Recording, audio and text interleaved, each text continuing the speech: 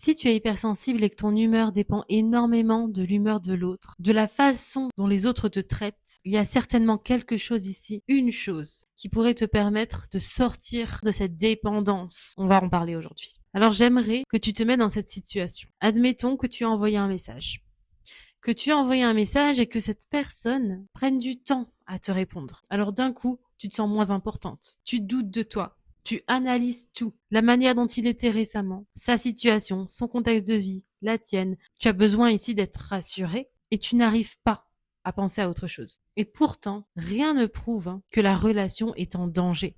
Cette situation, beaucoup de personnes la vivent. Des personnes qui vont avoir une faible estime d'elles-mêmes, des personnes qui ont du mal à prendre confiance dans leur relation. Pas tant parce que la relation est problématique et qu'il y a des histoires de tromperie ou quoi que ce soit. Non, c'est un manque de confiance dans la relation qui résulte d'un manque de confiance en soi aussi. Et ce qui se joue pour ces personnes que j'accompagne, dépendantes en relation, c'est qu'elles n'ont pas seulement peur de perdre la relation, mais c'est qu'elles ont appris au fil de leur histoire, au fil de ton histoire, si tu te reconnais, à utiliser le regard des autres comme indicateur de leur propre valeur, de ta propre valeur. C'est-à-dire que tu as besoin que l'autre réponde pour te sentir bien. Tu as besoin que l'autre te valide pour te sentir en sécurité, pour te sentir aimée, validée et importante. Alors évidemment que lorsque cette personne prend des heures à répondre, peu importe la raison, le cerveau va commencer à tourner.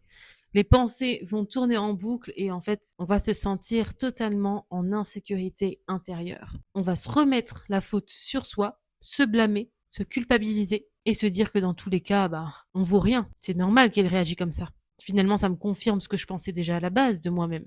Ton cerveau, en fait, finit par faire un raccourci en se disant si je suis aimée et si j'ai des preuves constamment chaque jour que je suis aimée, eh bien là, j'ai de la valeur. Si je suis aimée par l'autre, eh bien là, j'ai de la valeur. Donc, ce qui est extérieur à moi va venir décider de mon intérieur. Alors, évidemment, quand tu sens l'autre s'éloigner, ce n'est pas seulement votre lien qui va venir vaciller, être sur un fil, tu vois, mais c'est surtout l'image que tu as de toi-même.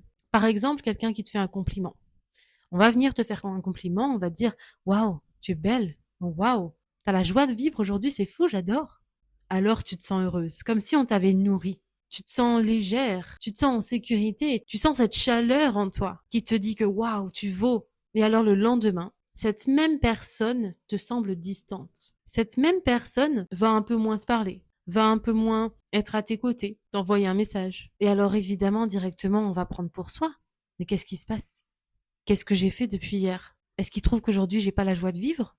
Je suis pas assez intéressante pour qu'il m'envoie un message? Cette situation peut se passer même dans les relations amicales, familiales, peu importe. Mais pourtant, tu le sais bien, en tout cas je l'espère consciemment, que ta valeur n'a pas changé en 24 heures. Tu es toujours la même personne. Et la différence, c'est que ton cerveau, ici, a mis beaucoup plus d'attention, beaucoup plus d'importance au regard de l'autre qui te semble ici négatif. Je dis bien qu'il te semble ici négatif parce que c'est une interprétation. Ok, peut-être que l'autre personne est distante, mais ça n'a rien à voir avec toi. Peut-être que l'autre personne vit certaines choses intérieurement qui fait qu'il a besoin de se recroqueviller, en tout cas se recentrer sur lui. Mais alors on va prendre cette information comme j'ai moins de valeur, je ne suis pas assez. Et tout ça parce que le cerveau est dirigé par l'objectif d'être approuvé par l'autre, d'être aimé par l'autre, d'être validé et d'être considéré par l'autre uniquement. C'est son but, d'être aimé, d'être approuvé. Mais ça ne devrait pas être un but. Ok, vous vous êtes choisi. C'est pas une question, est-ce que je suis aimé, est-ce que je suis pas aimé. Ça ne devrait pas l'être autant jusqu'à ce que ça perturbe ton avis sur toi-même chaque jour. Alors évidemment, il y a des situations, il y a des relations, il y a des personnes très très malsaines qui vont justement jouer sur ça, sur ta perception à toi. Et donc, qui vont te rabaisser, qui vont t'écraser, qui vont te critiquer, ok? Et comme elles savent, inconsciemment ou pas, qu'elles ont ce pouvoir sur toi, elles vont en jouer. Elles vont utiliser ce pouvoir de nourrir ou pas ta confiance en toi-même, parce que pour l'instant, elle vient de l'extérieur, pour parfois leur propre intérêt. Tout le monde ne vit pas ça, heureusement, mais c'est quand même des choses qui se passent très très souvent quand même. Donc, je ne sais pas où tu te situes toi personnellement, mais ce qui est sûr, c'est que on ne veut plus que notre estime de nous-mêmes dépende de l'extérieur, parce que en fait, ça va toujours vaciller, ça va toujours être quelque chose d'inaccessible. Tu vois, quelque chose qu'on va vouloir chercher, quelque chose qu'on va vouloir prouver par l'extérieur, ok?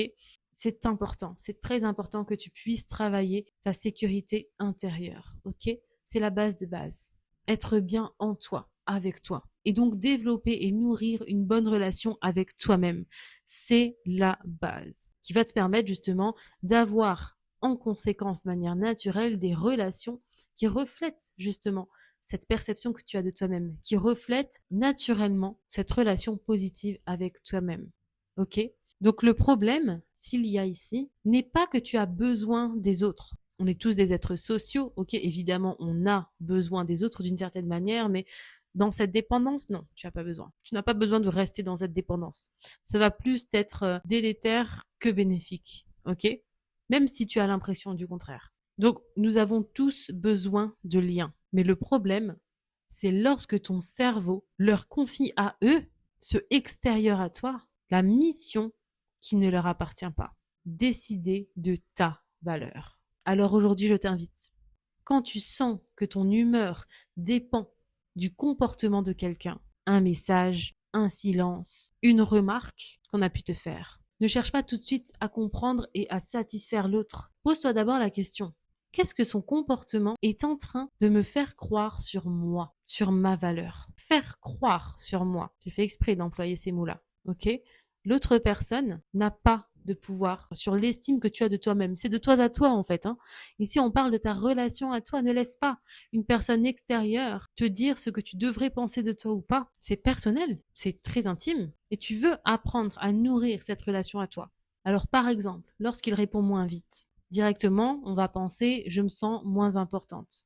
Je me sens pas considérée. Je ne dois pas être importante pour lui. Là, tu veux séparer, vraiment distinguer le comportement de l'autre, le fait qu'il ne te réponde pas rapidement, selon toi. Donc ça, c'est un fait, ok? Mais c'est même teinté d'une interprétation parce que plus ou moins rapidement, bon, ça dépend un peu de ce qu'on pense de ce qui est rapide ou pas, mais on veut distinguer le fait de la peur qui se déclenche en soi, ok? L'histoire que ton cerveau te raconte sur ta propre valeur, ok? Rien que distinguer ces choses-là va te permettre de te distancer, de pouvoir te distancer d'une dévalorisation de toi constante et de ce changement d'humeur qui dépend tout le temps des autres, ok? Je te souhaite une bonne journée et je te dis à bientôt.